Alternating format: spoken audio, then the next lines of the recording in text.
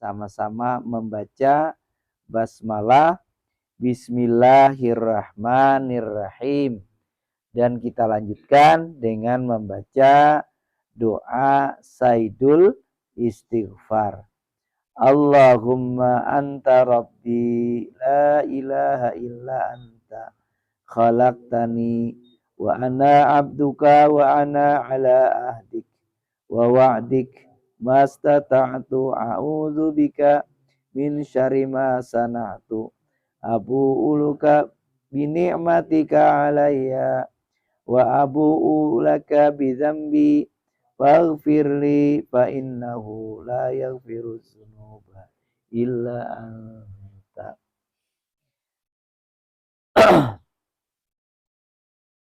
Semoga dengan kita membaca Saidul Istighfar yang pertama, Allah Subhanahu wa taala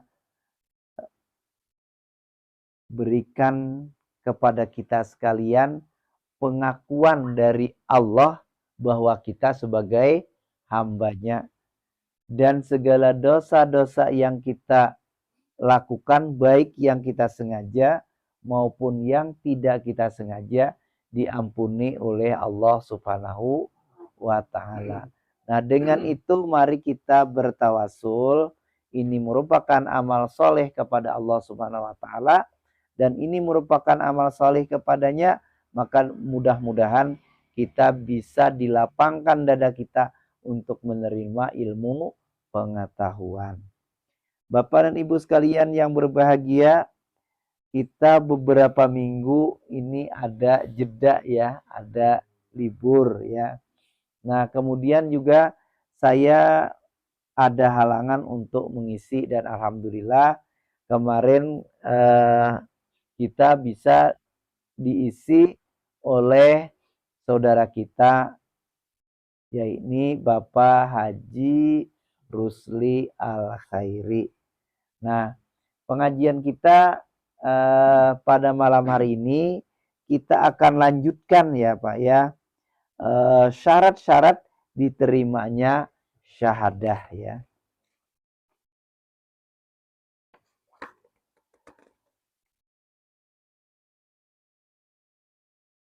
Dalam pandangan zahir, ucapan syahadah sudah mencukupi bagi diakuinya seseorang sebagai seorang muslim ya. Walaupun kita tidak tahu nangkai apa di dalam hatinya, mengucapkan itu, beliau mengucapkan itu, apakah dia ikhlas atau tidak, itu urusan dia dan urusan Allah Subhanahu wa taala.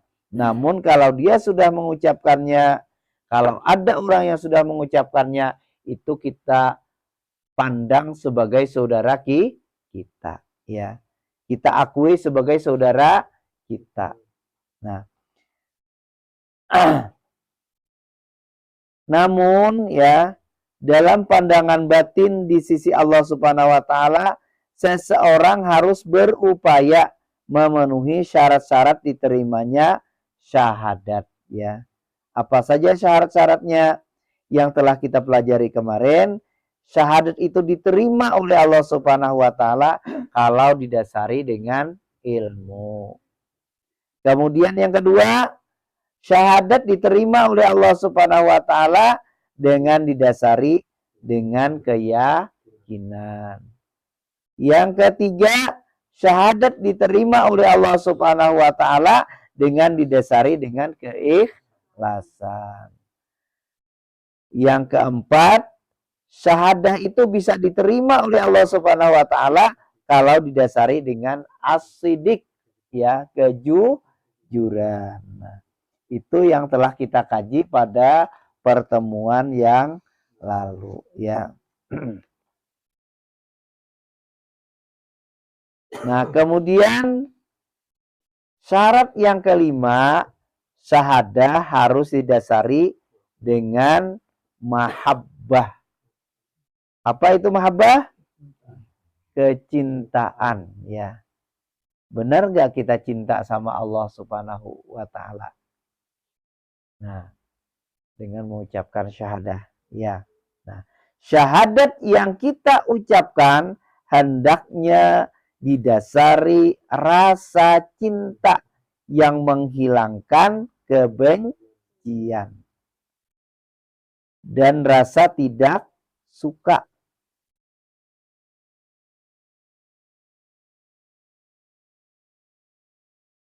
Jadi Bapak Ibu sekalian yang berbahagia, maknanya adalah bahwa syahadat tersebut lahir dari keterpautan hati kepada Allah Subhanahu wa Ta'ala. Ya, ada keterpautan hati antara kita dengan Allah Subhanahu wa Ta'ala. Ya, Bapak sekalian, kalau begitu ciri dari orang yang syahadahnya diterima oleh Allah Subhanahu wa Ta'ala, lamun inya kadahakun menerima hukum atau peraturan dari Allah Subhanahu wa Ta'ala, maka betulkah dia dikatakan cinta? Contoh kecil ya, orang tuh sudah bersyahadah tapi tidak mau melakukan sholat umpama. Betulkah dia cinta? Nah, betulkah dia cinta gitu ya? Nah,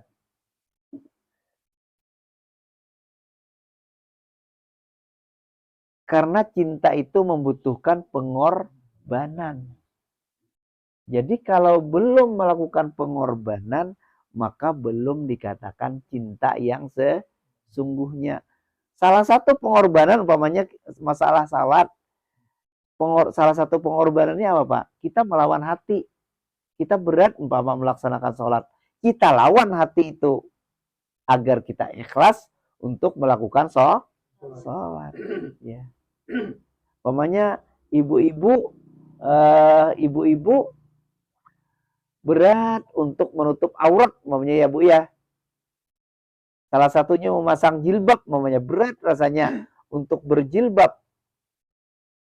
Nah, ini harus ada pengorbanan. Pengorbanan yang pertama harus membeli jilbabnya. Yang kedua memaksa diri untuk memakainya.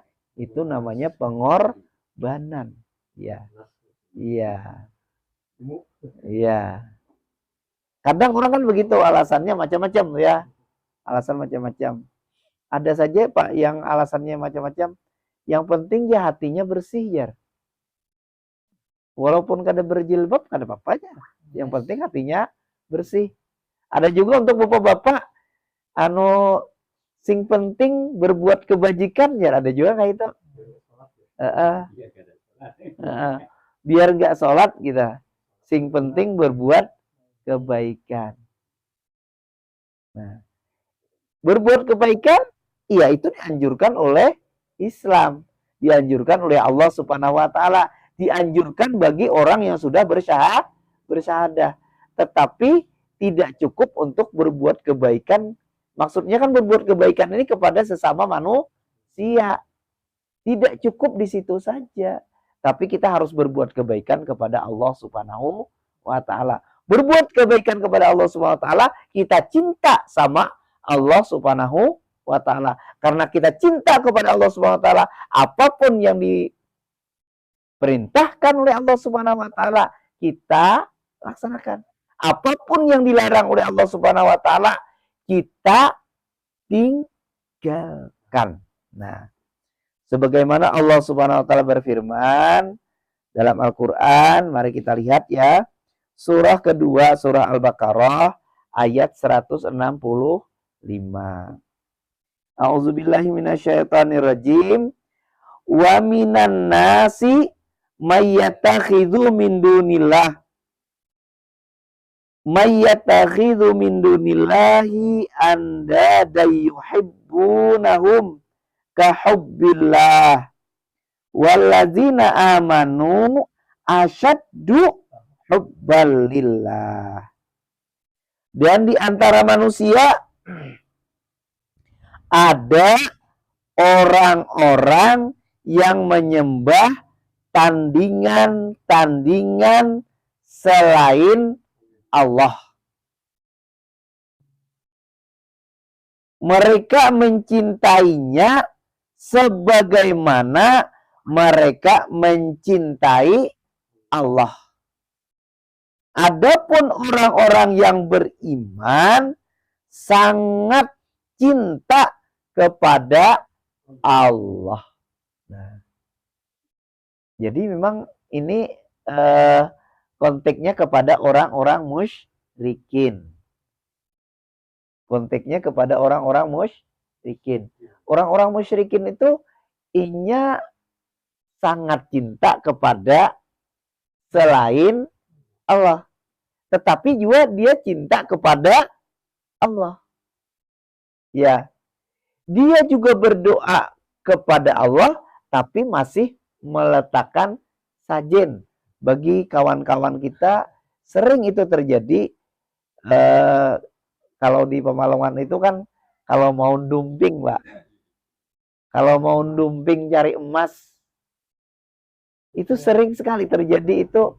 Dia juga berdoa kepada Allah agar diberikan rezeki oleh Allah berupa emas. Tetapi dia juga masih memberikan sajen kepada roh leluhur atau si penunggu yang ada di sungai itu. Jadi menggunakan ritual juga. Dan inya kalau diganggu sarik. Ada nama ganggu nyemasang ritual itu. Sarik. Berarti inya ini sangat amat cintanya kepada tandingan-tandingan Allah. Ya. Amat sangat dia cintanya kepada selain Allah. Tetapi juga dia tetap cinta kepada Allah. Kenapa dia tidak dikatakan juga dia cinta kepada Allah?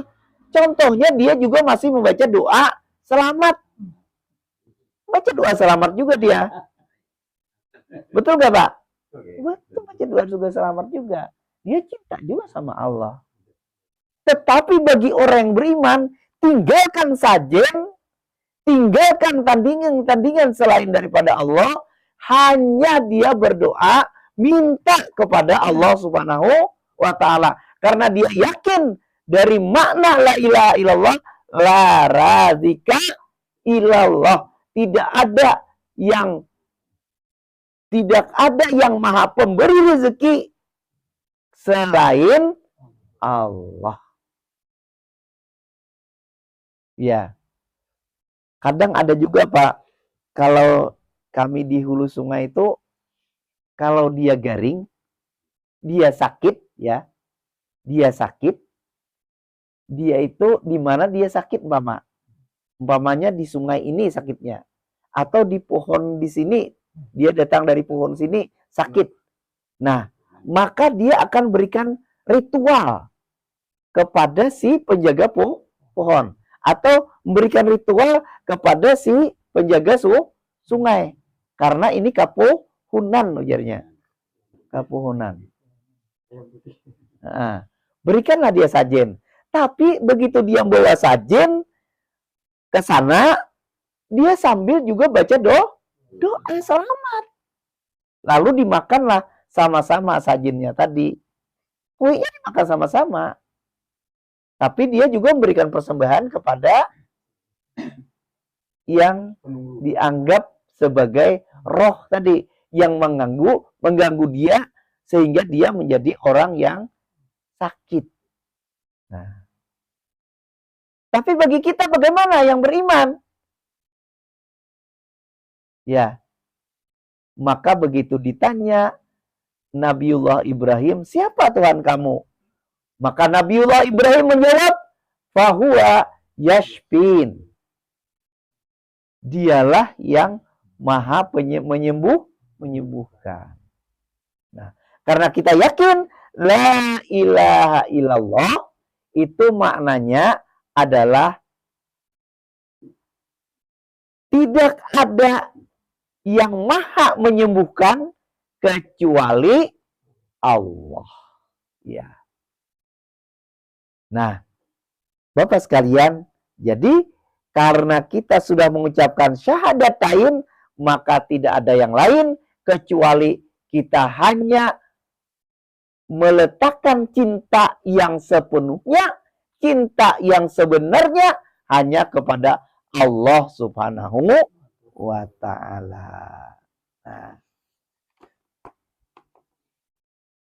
ini syarat yang kelima. Jadi syarat diterimanya syahadah yang kelima adalah meletakkan kecintaan yang sebenarnya hanya kepada Allah Subhanahu wa ta'ala. Ya. Jadi kalau kita sudah ucapkan asyhadu alla ilaha illallah wa asyhadu anna muhammadar rasulullah, maka ini kita letakkan cinta yang sebenarnya hanya kepada Allah Subhanahu wa ta'ala. Kemudian syarat diterimanya syahadah yang keenam harus didasari dengan al-qabul, penerimaan, ya.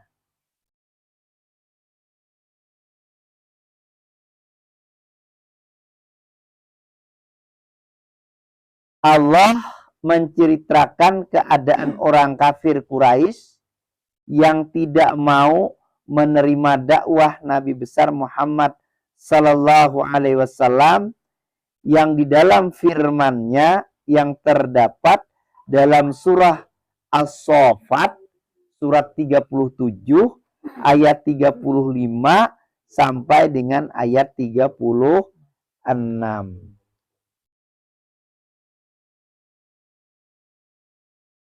Annahum kanu idza qila lahum la ilaha illallah yastakbiruna wa yaquluna abna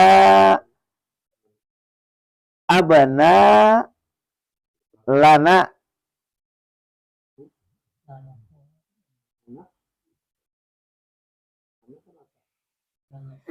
Saya cari Al-Qur'annya ya, Pak ya. Ini kada jelas Al-Qur'annya. Kita cari, Pak ya.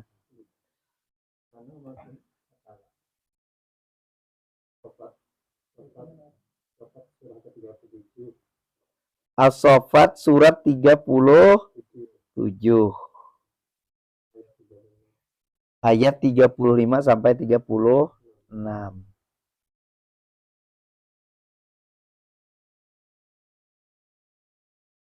Nah, ya. A'udzubillahi minasyaitonirrajim. Innahum kanu idza qila lahum la ilaha illallah yastakbirun wa yaquluna a inna latariku alihatina li syairim majnun. Sungguh dahulu apabila dikatakan kepada mereka la ilaha illallah, tidak ada ilah yang berhak disembah selain Allah, ya. Tidak ada Tuhan selain Allah, mereka menyumbungkan diri. Dan mereka berkata, apakah kami harus meninggalkan sesembahan kami karena seorang penyair yang gila, ya. Nah, jadi syarat yang keenam ini, syahadah kita bisa diterima, ya, harus dengan al-qabul, ya. Harus kita betul-betul menerima, tidak ada alasan yang lain. Ini adalah sebuah cerita juga kepada orang-orang musyrikin, ya, waktu itu, ya. Jadi kalau orang-orang musyrikin itu diajak untuk hanya berilahkan Allah Subhanahu wa ta'ala, apa yang mereka jawab? Ya. Ya. Apa yang mereka jawab dengan kesombongannya? Apakah kami harus meninggalkan sesembahan kami karena seorang penyair yang gila katanya. Ini penyair yang gila ini adalah disematkan kepada Nabi besar Muhammad Sallallahu Alaihi Wasallam. Nah, maka ayat selanjutnya ayat 37 coba kita lihat. Ayat 37. Baja'a bil haqqi wa sadaqal mursalin. Padahal dia Muhammad datang dengan membawa kebenaran dan membenarkan rasul-rasul sebelumnya. Nah, jadi yang disematkan mereka orang-orang musyrikin tadi adalah kepada Nabi Muhammad SAW. Apa sematannya? Sematannya apa? Yang diberikan sematannya itu apa? Diberikannya orang musyrikin. Bahwa Nabi Muhammad dianggap sebagai penyair yang gila. Nah, iya. Nah, jadi kita jangan ada alasan yang lain. Kalau sudah kita bersyahadah, harus kita terima apapun yang dititahkan oleh Allah Subhanahu wa Ta'ala. Sebagai pengakuan kita, hanya kita berilahkan Allah Subhanahu wa Ta'ala. Ya.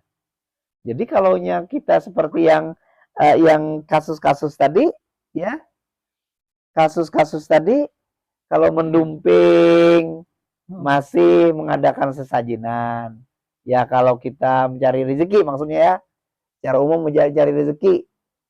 Ya, kalau kita di sini kalau nanam padi itu kan masih ada beranggapan padi dianggap Dewi Seri. Nah, Mbak, ya apa namanya?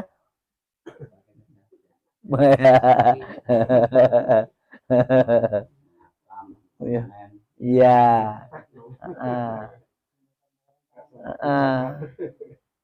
Nah, itu berarti dia belum alqabul, belum mampu menerima. Ini tantangan bagi kita sebenarnya. Saya tantangan nih Pak hari ini. Saya kan baru ditimpas orang kan kemarin nih.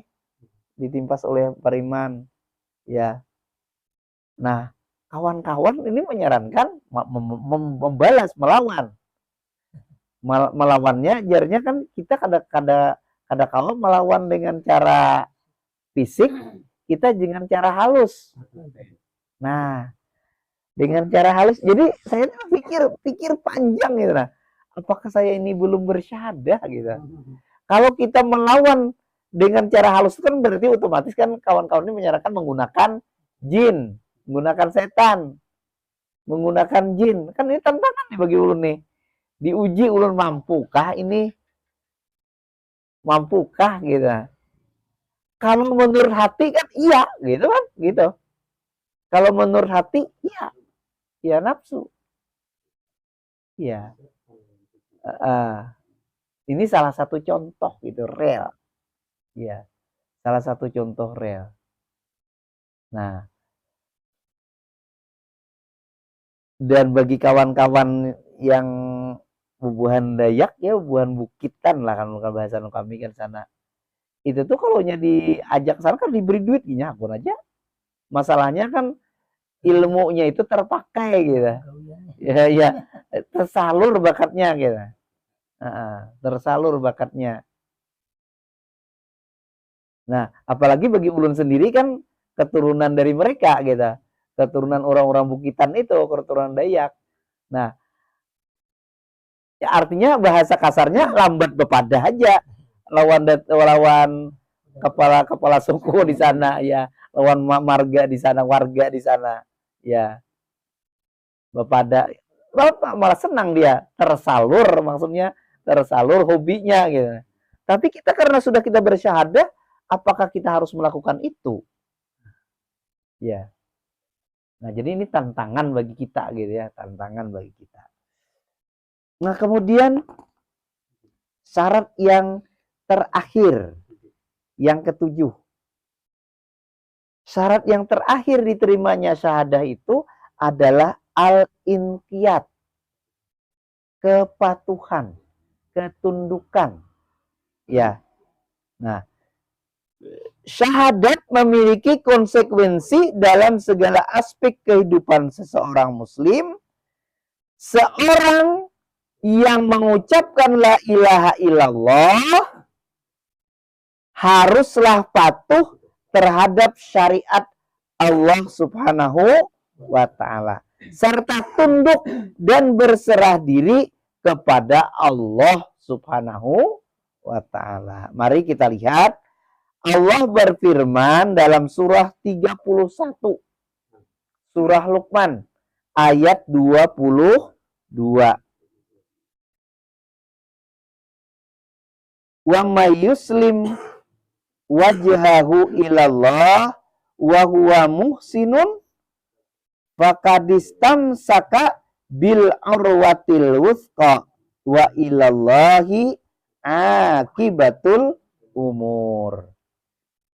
Dan barang siapa yang menyerahkan dirinya kepada Allah sedang dia orang yang berbuat kebaikan, maka sesungguhnya ia telah berpegang kepada buhul tali yang kokoh, dan hanya kepada Allah lah kesudahan segala urusan. Nah, ya.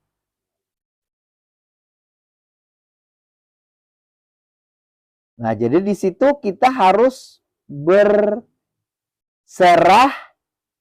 diri untuk melakukan kepatuhan.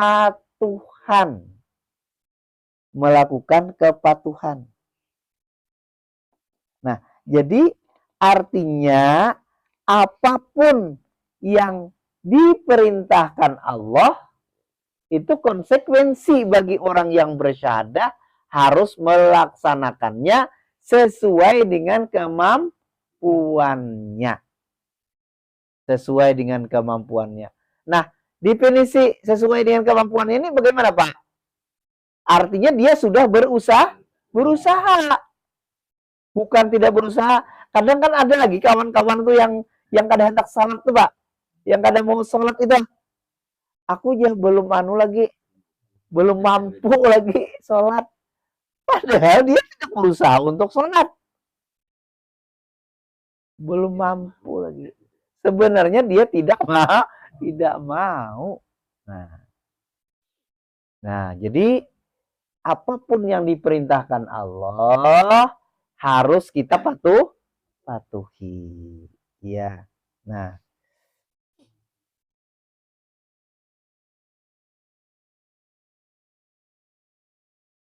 bagaimana sikap kita ya untuk menunjukkan kepatuhan itu? Maka kita harus bersegera untuk melaksanakan perintah dari Allah Subhanahu wa ta'ala. Bersegera kita melaksanakan dari perintah Allah Subhanahu wa ta'ala. Kalau kita patuh. Rasulullah Sallallahu Alaihi Wasallam bersabda dalam sebuah hadis yang diriwayatkan oleh Bukhari.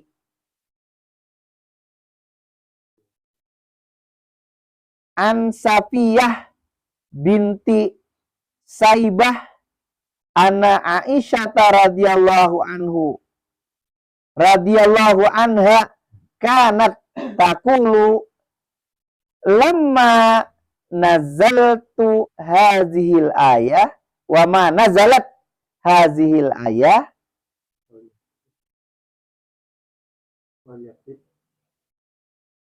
wal yadribna bihumurihinna ala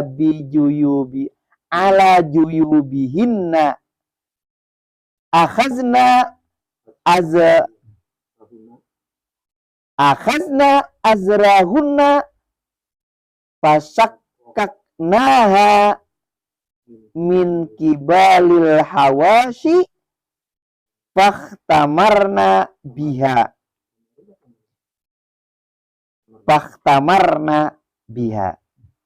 Dari Safiyah binti Saibah bahwa Aisyah radhiyallahu anha pernah berkata tatkala turun ayat surah 24 ayat 31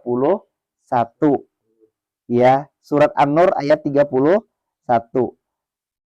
Dan hendaklah mereka menutupkan kain kudung ke dadanya.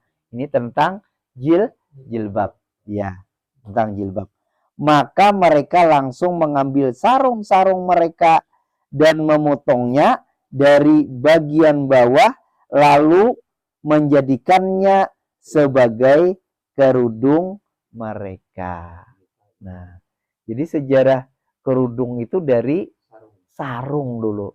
Jadi kadang-kadang kan orang-orang dulu ya, saya ingat banget gitu ya, waktu saya masih kecil, sering ibu-ibu itu, waktu itu kan belum ada istilah jilbab yang kayak ini di tahun 70-an kan belum ada. Belum ada jilbab yang seperti begini kalau di tahun 70-an. Ya. Nah, itu yang dipakai adalah sarung. Sarung yang diletakkan di atas kepala. Ya. Nah, itu ibu-ibu zaman-zaman itu. Tapi ibu-ibunya ibu-ibu yang taat, ya. Karena waktu itu ibu-ibu masih sangat banyak yang membuka auratnya kalau di tahun 70-an itu. Kenapa? Karena belum ya, kalau istilah sekarang apa namanya? Ya, ya, kalau di zaman sekarang kan belum begitu masyarakat yang namanya jilbab waktu itu. Ya, belum umum. Jadi orang masih biasa-biasa saja membuka aurat waktu itu di tahun 70-an kalau kita di Indonesia ya. Di tahun 84-an lah mulai dari 82, 83, 84 itu baru mulai ditampilkan yang namanya jilbab. Yang mulai rame-rame.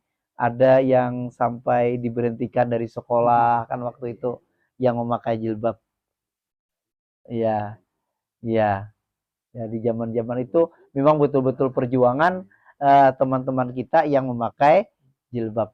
Ya, kalau sekarang sudah masyarakat ya, sudah membudaya ya. Jadi kalau masalah jilbab sudah tidak jadi masalah lagi, sudah tidak asing lagi. Nah, ya. Nah, jadi itu sejarahnya ya. Nah, jadi kesimpulannya kalau kita sudah bersyahadah, kita bersegera, bukan untuk melambat-lambatakan. Ya. Bersegera kita, ya, ya, bersegera untuk melaksanakan perintah-perintah dari Allah Subhanahu wa Ta'ala. Ya. Dalam kitab Sahih Al-Bukhari dan Muslim dari Anas radhiyallahu anhu berkata, Abu Talhah merupakan seorang Ansar yang paling banyak hartanya, berupa pohon-pohon kurma di Madinah. Harta yang paling ia sukai adalah Bayruha yang berada di depan masjid. Rasulullah Shallallahu Alaihi Wasallam memasukinya dan meminum airnya yang baik. Nah, Bayruha itu kisahnya itu berupa sumur tuh ya. Ya. Nah, karena untuk pengairan korma. Iya. Nah, jadi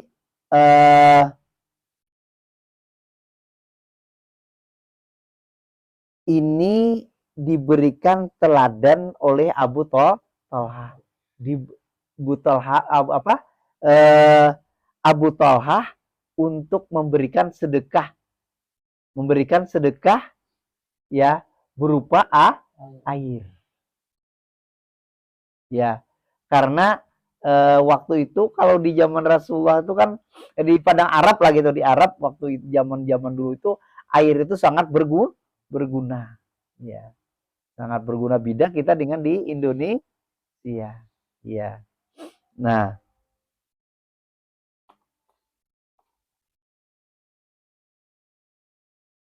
ketika turun ayat ya, ketika turun ayat surah ketiga ayat 92, Ali Imran ayat 92.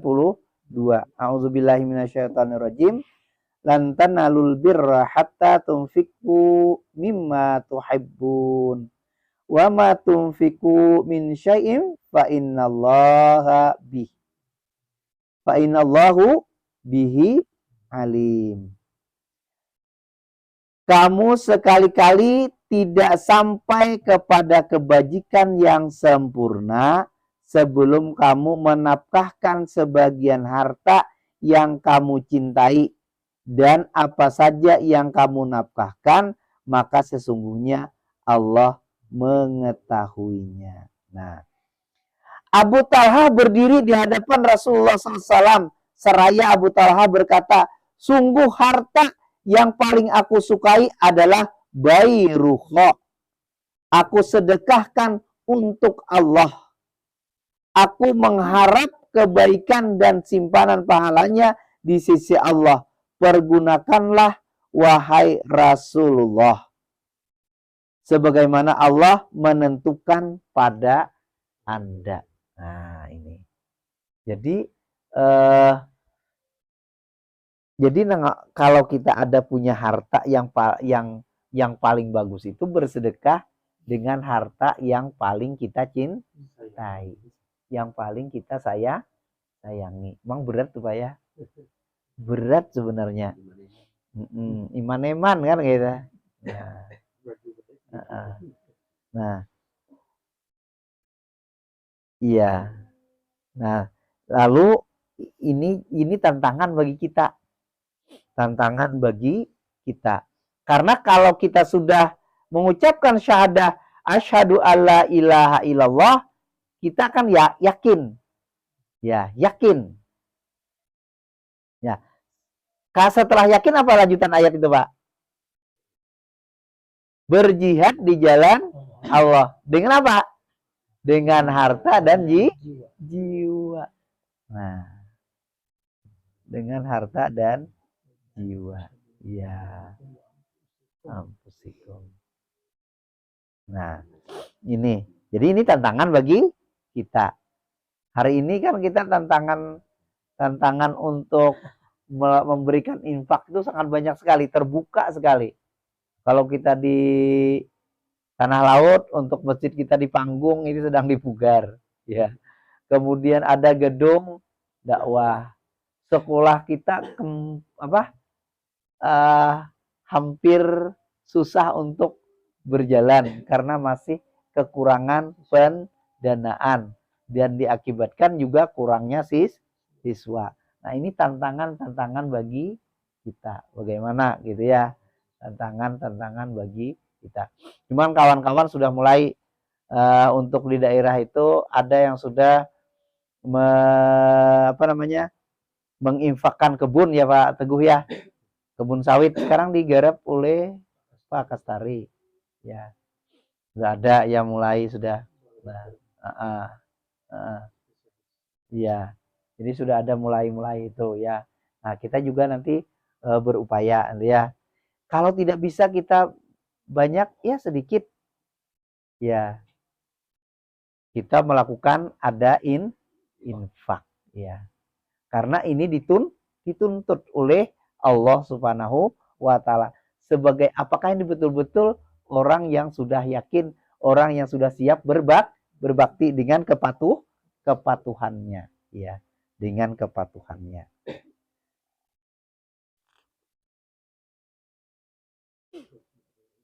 Anas berkata, kemudian Rasulullah Shallallahu alaihi wasallam bersabda, engkau telah mendengar apa yang aku katakan dan aku berpendapat sebaiknya engkau menjadikannya untuk kerabat terdekatmu. Abu Talha berkata, akan aku lakukan wahai Rasulullah. Kemudian Abu Talha membagi untuk kerabatnya dan anak-anak pamannya. Nah, memang kita kalau bersedekah ya berinfak, yang kita dahulukan adalah kerabat. Ya. Jadi kita lihat kerabat kita yang belum mampu. Ini yang kita dahulukan. Setelah itu baru ya orang lain. Ya. Nah,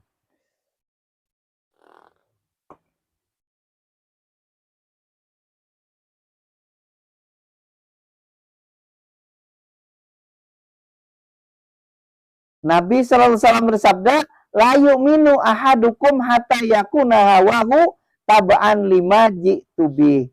Tidaklah sempurna iman kalian sehingga hawa nafsunya tunduk mengikuti ajaranku. Nah, jadi ini harus betul-betul kita patuh kepada Allah Subhanahu wa taala. Kalau kita sudah bersyahadah. Hadis ini diriwayatkan oleh Tabrani. Nah, mungkin inilah kajian kita pada malam hari ini. Semoga kita bisa menetapi 7 persyaratan agar syahadah kita diterima oleh Allah Subhanahu wa taala. Kita ulangi lagi, Pak. Yang pertama, syahadah kita harus didasari dengan ilmu. Yang kedua, harus didasari dengan keyakinan. Yang ketiga, didasari dengan keikhlasan. Yang keempat, didasari dengan kejujuran. Yang kelima, didasari dengan kecintaan. Yang keenam, didasari dengan al-qabul, penerimaan. Ya. Yang ketujuh, didasari dengan kepatuhan. Allahu a'lam bishawab. Mari kita tutup pengajian kita. Sebelumnya mari kalau ada kita yang perlu kita diskusikan, silakan Pak. Sebelum kita tutup, kalau ada yang kita diskusikan silakan.